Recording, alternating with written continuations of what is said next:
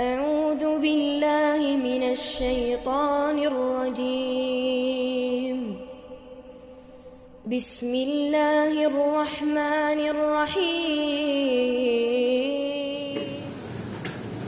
السلام عليكم ورحمة الله وبركاته.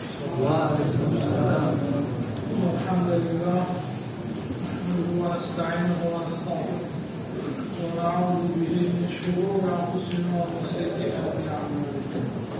من يهده الله فلا مضل له ويضلل فلا هادي له. أشهد أن لا إله إلا الله وأشهد أن محمدا رسول الله.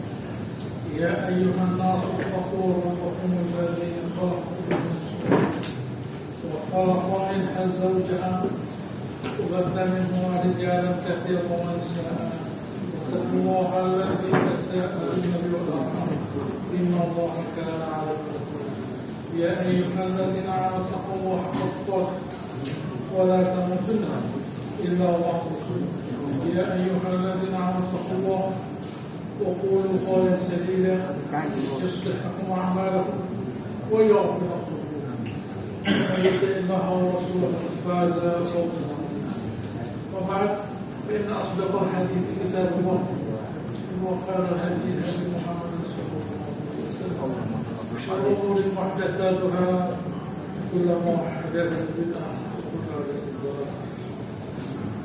Alhamdulillah, segala puji bagi Allah Subhanahu wa taala yang telah menurunkan kitabnya di mana Allah Taala dalam Al-Qur'an meminta kepada kita untuk mengambil pelajaran di dalam beragama, di dalam mentaati Allah Ta'ala bukan hanya dari orang-orang yang mentaati Allah Ta'ala, tetapi juga dari orang yang melawan Allah Subhanahu wa Ta'ala. Pada ayat 138 dari surat Ali Imran yang sudah kita baca, ayat 137, Allah berfirman, "A'udzu bisyaitonir rajim, qad khalat min qablikum sunnah." Sudah menjadi aturan buat kalian, pada orang-orang sebelum kalian, yaitu apabila mereka itu melawan Allah Subhanahu wa taala, Allah Taala turunkan azab. Fasiru fil ardi, silakan berjalan di muka bumi ini. Fanzuru kaifa kana 'aqibatul mukazzibin. Bagaimana hasilnya orang yang mendustakan Allah Subhanahu wa taala. Bagaimana hasilnya orang yang mendustakan kebenaran, mendustakan Al-Quran dan seterusnya. Ayat lain mengatakan, "Fanzur kaifa kana 'aqibatul mufsidin." Dia adalah hasilnya orang yang berbuat kerusakan. "Fanzur kaifa kana 'aqibatul zalimin." Dia adalah hasilnya orang yang berbuat zalim. Kalau andaikan agama ini tidak perbaikan, orang yang tidak beragama tidak ada masalah. Tapi karena hanya dengan beragama itu ada perbaikan, maka menjadi perbaikan adalah kerusakan. Gampang, mudah. Ayat 138, "Hadza bayanun linnas." Ini pelajaran, penjelasan buat manusia yang tidak beriman, tapi masih ada akalnya. Hadza bayan, penjelasan. Penjelasan itu tidak ditangkap oleh imam. Bukan tugasnya imam menangkap penjelasan. Jadi orang tidak beriman pun bisa memahami firman Allah Subhanahu wa taala. Tetapi untuk orang yang bertakwa, wa hudan wa mau'izatan lil muttaqin. Tunjuk nasihat buat orang yang bertakwa. Tidak hanya berakal saja dia, tapi ada ketakwaannya. Orang yang berakal, dia hanya diterima oleh akalnya saja, berhenti pada akalnya saja. Dia ini benar, ya ini benar. Akalnya mengatakan dia ini benar. Adapun nantinya kemampuan untuk melaksanakan kebenaran itu perlu iman. Allah Ta'ala mengatakan hudan, petunjuk, dan mau'izah buat orang yang bertakwa, buat orang yang takut kepada Allah Ta'ala. Allah Ta'ala mengatakan ini petunjuk untuk menuju kepada ridhonya. Ini nasihat untuk menuju kepada ridho Allah Subhanahu wa Ta'ala. Oleh karenanya ayat 139, "Wala tahinu wala tahzanu." kalian jangan merasa terhina, jangan susah. Mereka mungkin merasa terhina karena pada waktu perang Uhud mereka kalah. Mereka juga susah. Kenapa ya kok bisa sampai kalah? Wa antumul a'laun. Kalian itu di atas. Kalau kalian itu beriman, artinya kalau kalian itu mengakui ya, bukan mengakui adanya Allah Ta'ala. Beriman itu bukan mengakui adanya Allah Ta'ala. Kalau mengakui adanya Allah Ta'ala, iblis beriman. Lalu orang musyrik Quraisy beriman. Tidak. Yang dimaksud beriman itu adalah selain sesudah mengakui Allah Ta'ala, mentaatinya. Itu beriman namanya. Kalau hanya mengakui, ya ada, ya itu ada, tapi tidak mengakui, tidak mentaatinya, tidak menghormatinya, ya itu tidak beriman. Kalau kita itu mentaati Allah Subhanahu Wa Taala, ya, kalau kita mentaati Allah Subhanahu Wa Taala, Allah Taala akan memuliakan kita. Kita dimuliakan oleh Allah Subhanahu Wa Taala. Itulah penjelasan Allah Subhanahu Wa Taala. Ayat 140, Iyamsaskum korhon. Kalau kalian pada waktu perang Badar, perang Uhud, luka, Opat masal qawma korhon misrus. Orang kafir juga luka. Ini umum sudah, aturan umum. Gitu ya. Tidak ada. Ini darahnya orang, pembagian darah itu bukan darah A, darah B, darahnya kafir, darahnya muslim gitu. Kita tidak ada. Ini darahnya orang muslim, ini darahnya orang kafir, ya tidak ada. Gitu ya. Orang beriman mungkin saja menyumbangkan darahnya pada orang kafir misalnya. Gimana? Ya, saudaranya dia misalnya.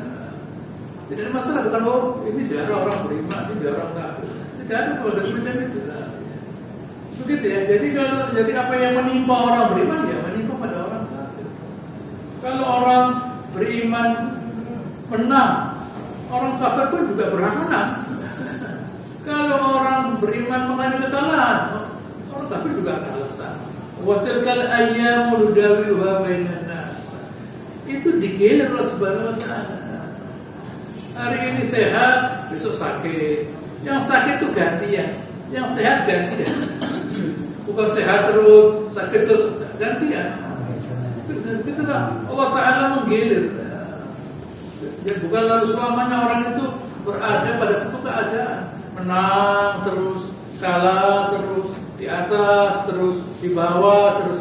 Tidak, Allah menggilir. Untuk apa? Waliya'lamallahu alladziina aamanu. Agar Allah Subhanahu Wa Ta'ala tahu siapa yang beriman. Gitu.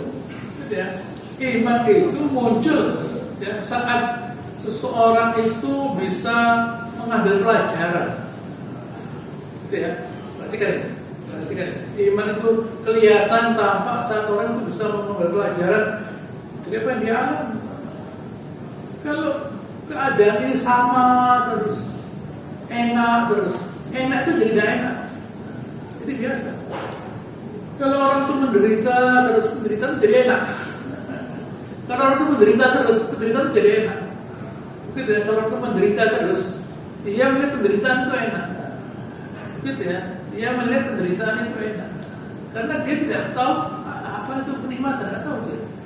Gitu ya. Jadi dia belum pernah ada orang tinggal di hutan mulai lahir, lalu dia dibawa ke kota, dimanusiakan. Berapa hari mati dia? Begitu, mati selesai. Begitu, orang ini memang orang hutan, manusia tapi di hutan dia. Dibawa ke kota sebagai orang kota, mati dia.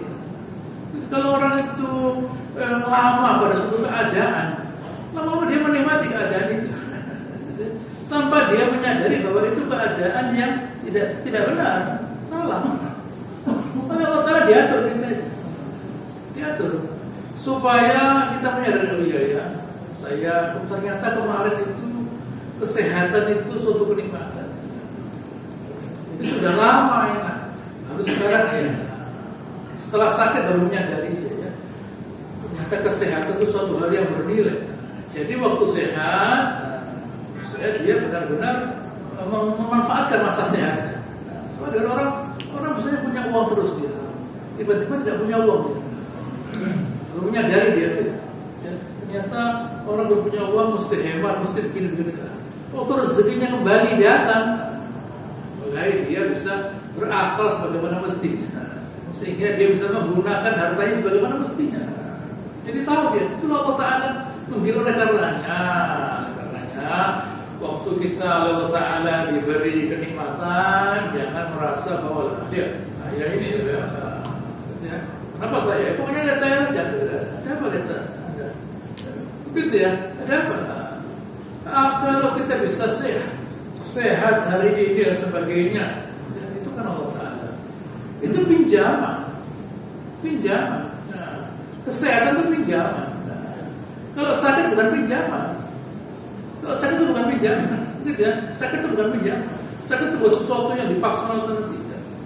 Sakit itu suatu keadaan di mana Allah Ta'ala, gitu ya, tidak mendukung kita. Sakit ya.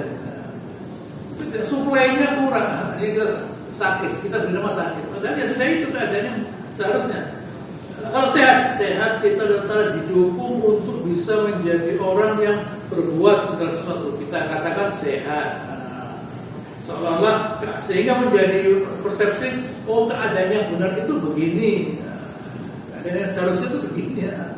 Karena kita selalu menerima dukungan dari Allah Subhanahu Wa Taala, sehingga kita lupa bahwa sebenarnya kalau kita itu bisa begini, bisa mendengar, melihat, berpikir dan sebagainya, berjalan, bisa tidur, itu kita sudah punya mata. Tahunya nanti kalau kita sudah ada yang hilang, tidak bisa tidur, tidak bisa melihat, tidak bisa mendengar, ya kan? Bingung.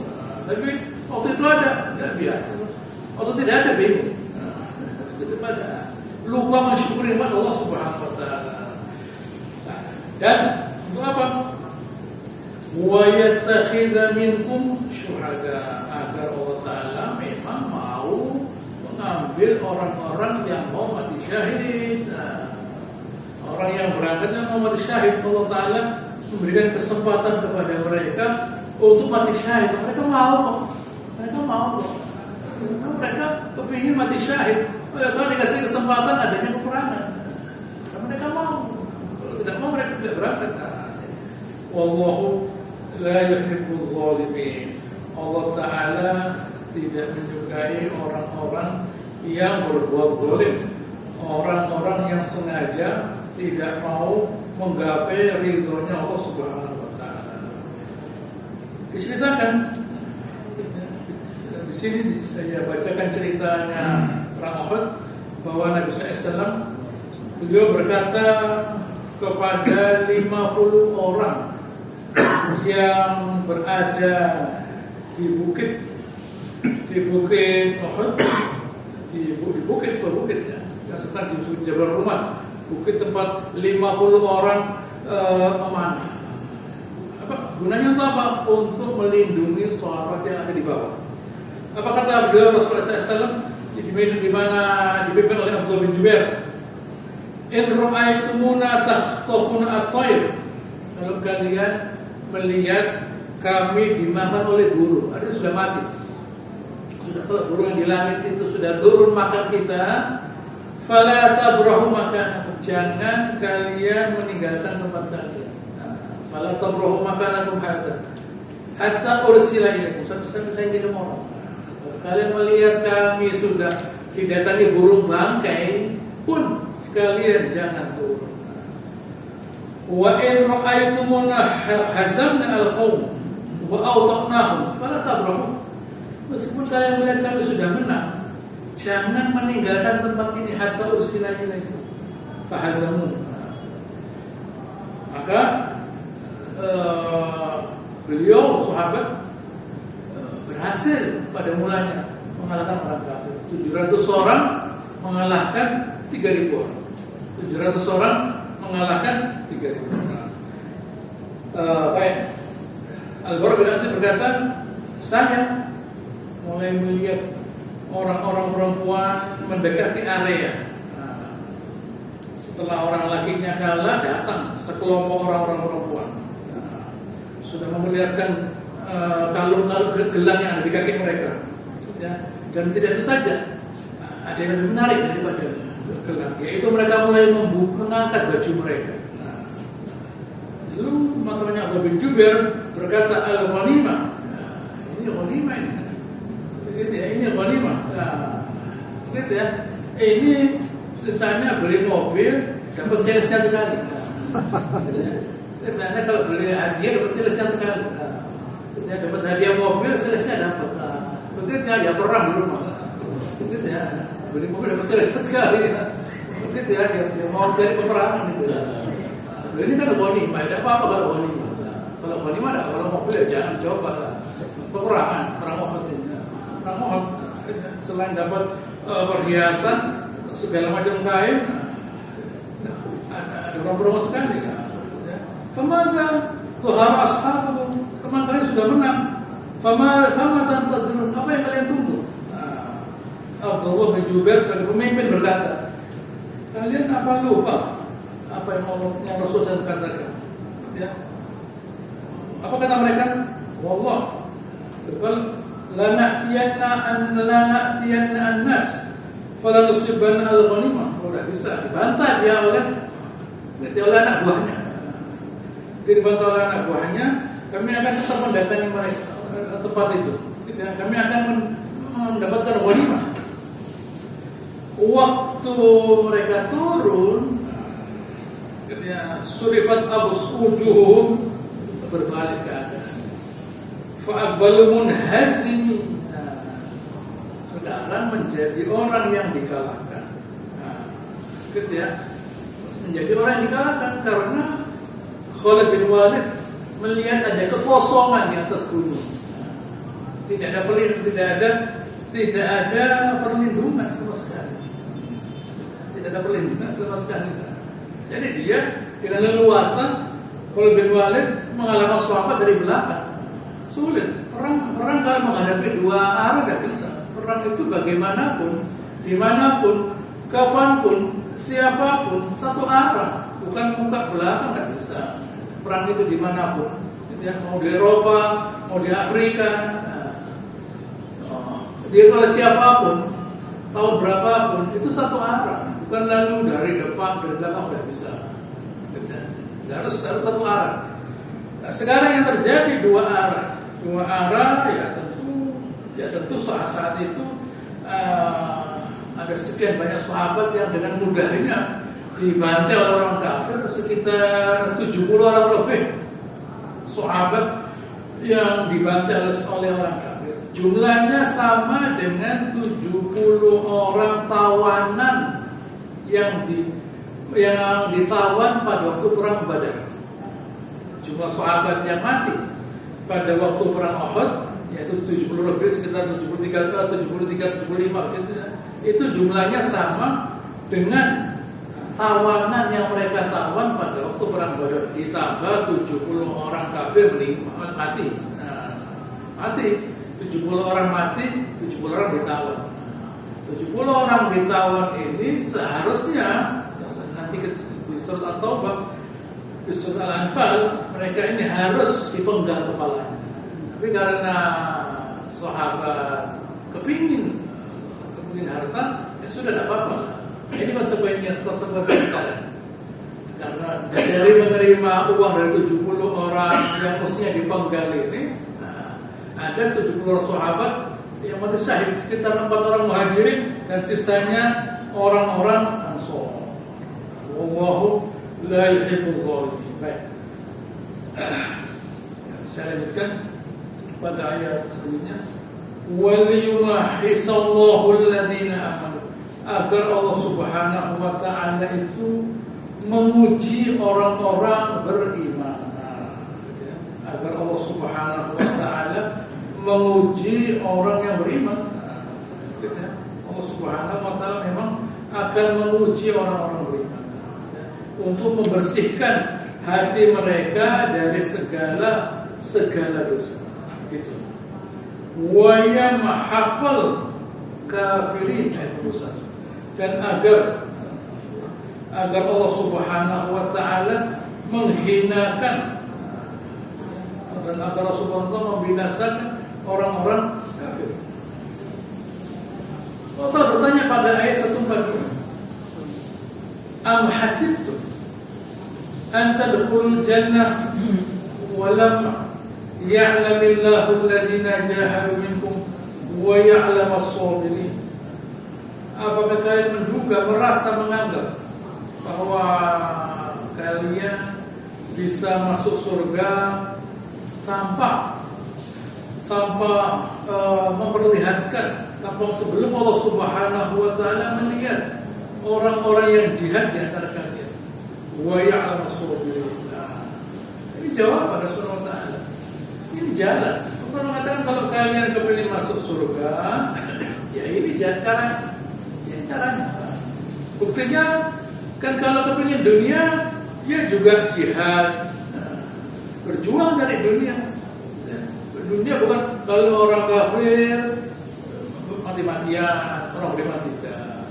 Kalau cari dunia orang beriman jihad, orang kafir tidak, sama saja. Akhirnya juga begitu, aturannya sama. Aturannya sama. Gitu ya.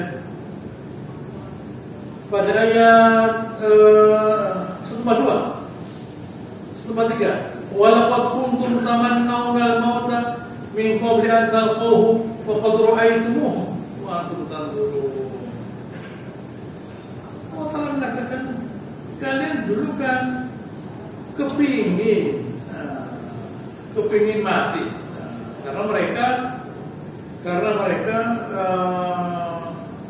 waktu melihat bagaimana sahabat itu, teman-teman mereka itu heroik pada waktu perang Badar, tertolong, mereka juga kepingin. Baik, Allah kasih kesempatan. Jadi ya, kita kepingin berjihad, kepingin begini, itu bukan sesuatu yang mudah.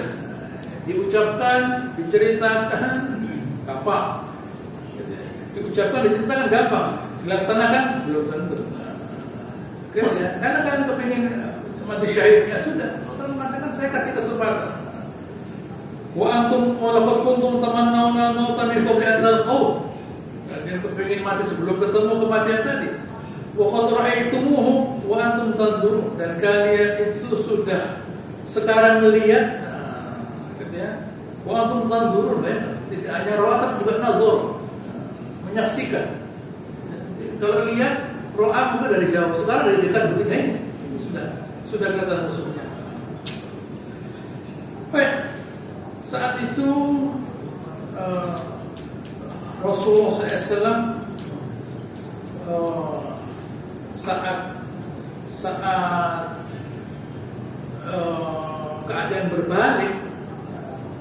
saat keadaan berbalik, ya tentu Nabi SAW pun juga terkena. Tidak hanya sahabat, tapi juga Nabi juga terkena.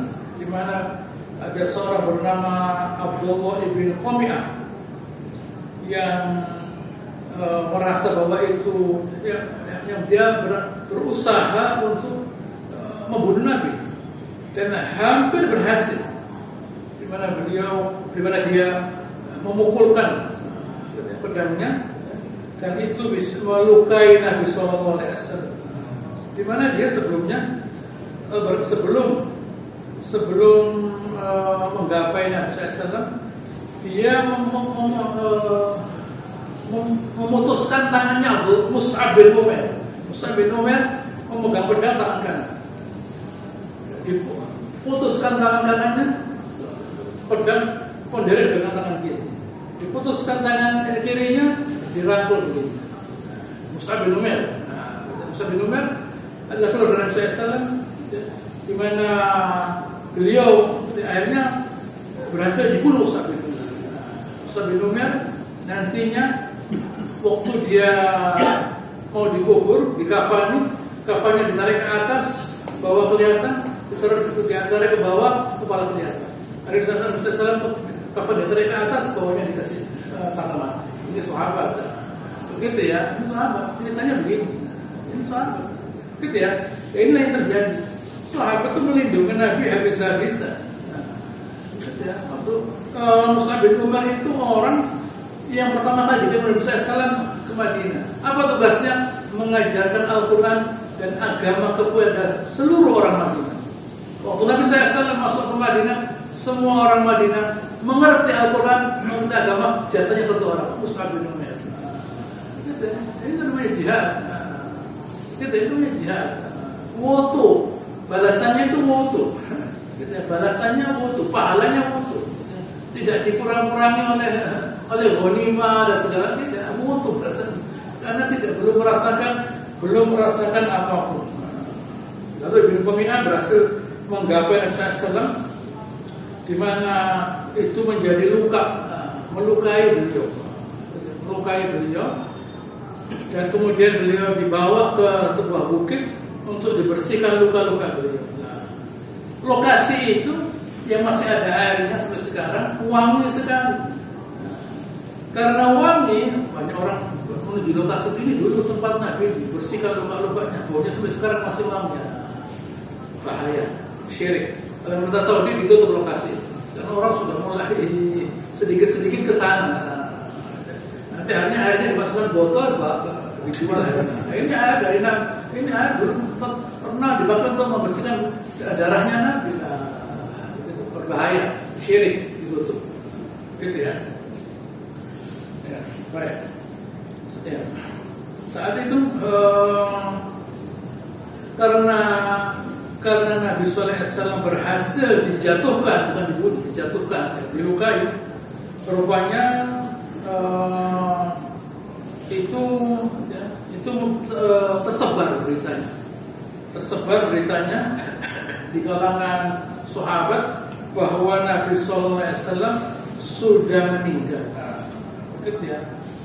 Dan itu berpengaruh, cukup berpengaruh. Ada beberapa orang Ansor, orang-orang Madinah katakan, mereka itu duduk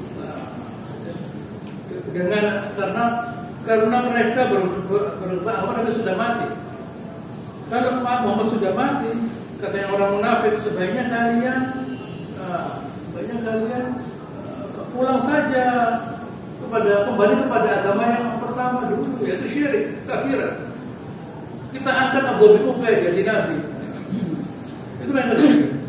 Tapi Anas bin Nadhr, mamanya Anas bin Malik berkata, kalau Muhammad itu sudah mati, Tuhannya Muhammad belum mati, yaitu Allah Subhanahu wa Ta'ala. Kalau Muhammad sudah mati lah, kalian itu buat apa hidup? Matasna'una bil haya wa taslam. Kalau Nabi Muhammad itu mati, kalian buat apa hidup? Kalau dia mati, ya kalian ikut mati. Buat apa hidup? Begitu ya. Dia mati syahid. Lah kan buat apa hidup? Begitu ya. Faqatilu ala ma qatala bihi Rasulullah SAW. Berperanglah seperti Nabi. Dan wa mutu ala ma ta'ala, dan matilah seperti bagaimana beliau mati. Satu orang bisa mendorong. Dia lupa ikut duduk. Kita bermasuk Islam bukan karena Muhammad, membela agama Allah bukan membela agama Muhammad. Kita ini masuk Islam membela Allah, agama Allah Ta'ala, mati karena Allah Ta'ala. Dan itu sudah terjadi pada Rasulullah kalau memang beliau mati. Kalian memang mati, itu sebagaimana beliau mati. Kalau kata beliau, katanya Anas bin Nadhr, maunya Anas bin Malik, Allahumma inni a'tadzuru ilaika mimma yaqulu haula'i. Ya Allah, saya minta maaf terhadap perbuatan apa yang mereka ucapkan. Wa abraq alaika mimma jaa bihi haula. Dan saya berlepas diri dari apa yang dikerjakan oleh haula, yakni orang munafik itu. Lalu dia pamannya Anas bin Malik ini, yaitu Anas bin Nadhr, dia jihad sampai dia mati. Dan jasadnya Anas bin Nadhr tidak diketahui jasadnya, kecuali oleh saudaranya, karena sudah hancur. Berarti ada 80 tusukan di tubuhnya, sehingga tidak ada yang tahu kecuali saudaranya. Lain giginya lah. Tapi wajah dan tubuhnya sudah tidak lagi dikenal. Itulah yang terjadi. Konsisten, komitmen.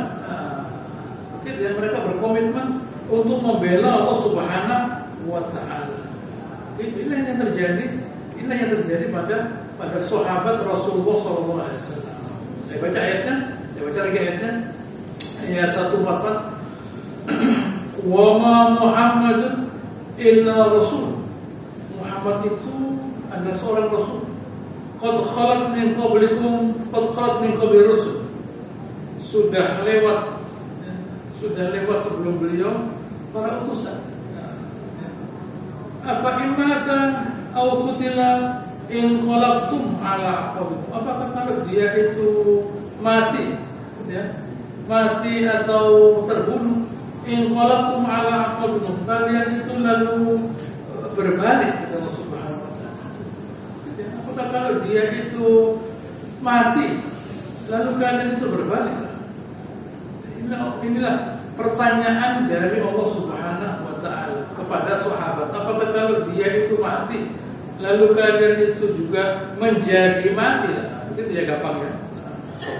Apakah kalau dia itu mati lalu apakah kalian juga menjadi mati? Ini ayat dibaca oleh Abu Bakar As-Siddiq saat Nabi sallallahu alaihi wasallam meninggal. Sebagai riwayat Bukhari, saat itu Abu Bakar datang dari tempatnya yang jauh, masuk dengan menggunakan kuda, masuk masjid dan tidak berbicara kepada siapapun. Lalu masuk kamarnya Aisyah karena memang meninggal di situ Nabi sallallahu alaihi wasallam. Lalu mentayamum Nabi sallallahu alaihi wasallam, ya. Lalu membuka wajahnya, lalu merangkulnya dan menangis. Menciumnya dan menangis. Ketika demi ayat dan ayat itu saya Rasulullah, ya, la yajma'ullahu 'alaika mautatain. Demi ayat dan itu saya Rasulullah, Allah Taala tidak menghubungkan dua kematian padamu. Artinya kamu sekarang itu tidak mati. Amal mautata atau allati kutibat 'alaika faqad mutah. Kalau yang dulu mati yang dulu itu kamu belum ada, sudah selesai. Sekarang belum tidak mati karena wajah beliau benar-benar segar. Abu Bakar keluar dan Umar bin Khattab sudah mulai mengancam orang-orang dari berkata Nabi mati. Mungkin Umar bin Khattab beliau teringat oleh peristiwa sebelumnya pada waktu perang Badar, perang Uhud. Ada sengaja dihapuskan Nabi mati yang agar orang-orang itu tidak melanjutkan imannya. Gitu. Apakah Abu Bakar Siddiq ijlisnya Umar? Duduk ya Umar. Umar Khattab duduk. Lalu orang-orang mulai menghadap kepada Abu Bakar Siddiq. Amma ba'd, kata Abu Bakar Siddiq, man kana ya'budu Muhammadan fa inna Muhammadan qad mat. Siapa yang menyembah Muhammad, sudah mati. Wa man kana ya'budu Allah fa inna Allah hayyun la yamut. Siapa yang menyembah Allah Taala itu hidup dan dia tidak mati. Lalu Abu Bakar Siddiq membaca ayat ini, wa ma Muhammadun illa rasul. Katanya periwayat Hasan ini dari Ibn Abbas, seolah-olah manusia itu baru tahu sekarang sahabat itu adanya ayat itu. Padahal mereka hafal ayat itu, mereka baca, tapi seperti baru turun ayat itu. Inilah bedanya Abu Bakar Siddiq daripada sahabat. Bagaimana Abu Bakar Siddiq dibanding dengan kita? Gitu ya, dibanding dengan sahabat, kalah sahabat dengan Abu Bakar Siddiq. Sahabat yang begitu banyak, tidak ada satupun yang bisa melakukan apa yang dilakukan oleh Abu Bakar Siddiq. Gitu ya. Sahabat Umar bin Khattab pun tidak bisa menerima. Berarti Umar bin Khattab diletakkan sebagai Abu Bakar Siddiq waktu meninggal, tapi dia tidak bisa terima. Abu Bakar tidak. Dia datang dan membawa firman Allah Subhanahu wa taala, "Wa ma Muhammadun illa rasul." Muhammad itu rasul. Qad khalat min qabli rusul. Sudah lewat. Para nabi sebelumnya, mana Nabi Adam tidak ada, Nabi Musa, Nabi Isa, Nabi Hud, Nabi Saleh. Apa sih ada para nabi? Semuanya tidak ada. Apa imata atau qutila in qalatu ala aqabikum. Kalau dia mati atau terbunuh kalian berbalik. Jadi orang kafir seperti sebelumnya dulu, ini bagaimana? Lihat di sini. Islam mengajarkan jangan ada putus individu. Tidak gampang ya, para sahabat tidak bisa dengan mudahnya menerima kematiannya Nabi Sallallahu Alaihi Wasallam. Tidak bisa dengan mudahnya menerima kematian Nabi Sallallahu Alaihi Wasallam. Diingatkan oleh Abu Bakar Siddiq, sahabat yang selalu sholat di belakang beliau, selalu menerima firman Allah Taala lewat beliau, perang bersama beliau. Itu bukan berarti lalu seperti Abu Bakar tidak. Lain.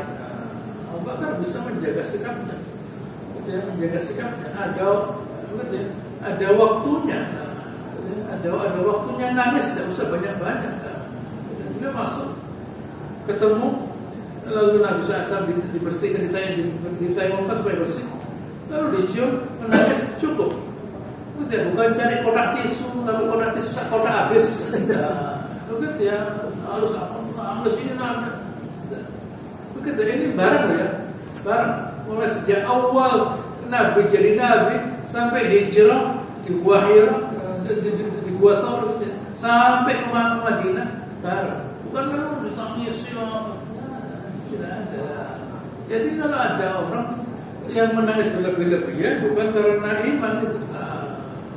Begitu ya, bukan karena iman, ada masalah pada jiwanya. Begitu ya, lihat soal Nabi Abu Bakar Siddiq. Nabi meninggal, ya sudah. Ya, memang sudah waktunya meninggal. Terus mau diapakan? Apa disuruh terus berdakwah ya? Tidak bisa. Nah, iman itu kedewasaan. Iman itu kedewasaan. Harus ada kedewasaan di dalam beriman. Harus ada kedewasaan di dalam beriman. Saya juga membaca ayatnya. Wa may yanqalib ala aqibai falahu syai'an. Siapa yang berbalik tak apa-apa, dan merugikan Allah Taala. Wa sa'jillahu syakirin.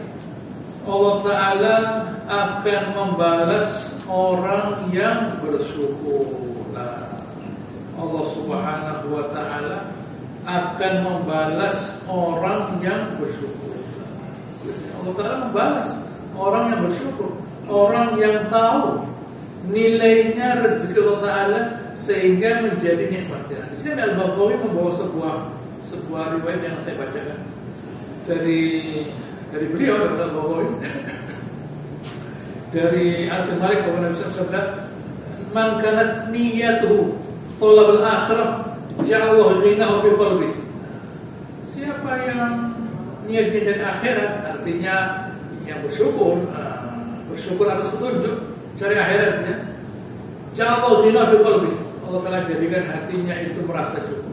Wa jama'a syamlah, dikuatkan. Ya. Wa atatid dunya wa hiya rahimah, dunia dalam keadaan terhina. Wa man kanat niyatu talabad dunya. Nah, gitu ya. Siapa yang hidupnya itu memang cari dunia, ja'al faqra baina 'ainai. Allah Taala menjadikan kemelaratan di depan matanya. Nah, ini pentingnya iman. Iman itu membuat hati kita itu enak. Kalau orang yang Allah Taala katakan dijadikan kemelaratan di depan matanya, jadi dia itu terus tidak pernah merasa sebagai orang kaya. Katanya orang-orang dia kaya, katanya orang-orang dia kaya, gitu ya. Tapi kata hatinya tidak. Katanya orang-orang, gitu ya. Majalah mengatakan dia nomor 1 atau nomor berapa lah. Katanya majalah dia orang terkaya, bukan dia, gitu ya. Kalau dia itu merasa kaya, tidak cari dunia, tidak cukup saya, mau istirahat. Itu kan tidak begitu. Andai kan dia merasa cukup, nah, saya sudah merasa cukup lah. Tidak cari dunia dia. Nah, saya tidak bawa bola terus, kita capek bawa bola terus. Nah, mau istirahat saya, mau zikir lah, anda bawa bola terus. Dia kenapa? Dapat uang dia. Daripada bawa bola, lebih baik dipakai umroh saja lah. Tawaf, sa'i lah, ada pahalanya. Ini tidak lari di lapangan. Nah, apa itu suatu kepandaian, kecerdasan? Apa itu suatu kenikmatan? Nah, kenikmatannya Allah Taala itu, yang disebut kenikmatan Allah Taala, apabila kita diizinkan oleh Allah Taala untuk beribadah, itu namanya nikmat. Kalau tidak diizinkan, malam tidak bangun, zikir tidak, baca Al-Quran tidak.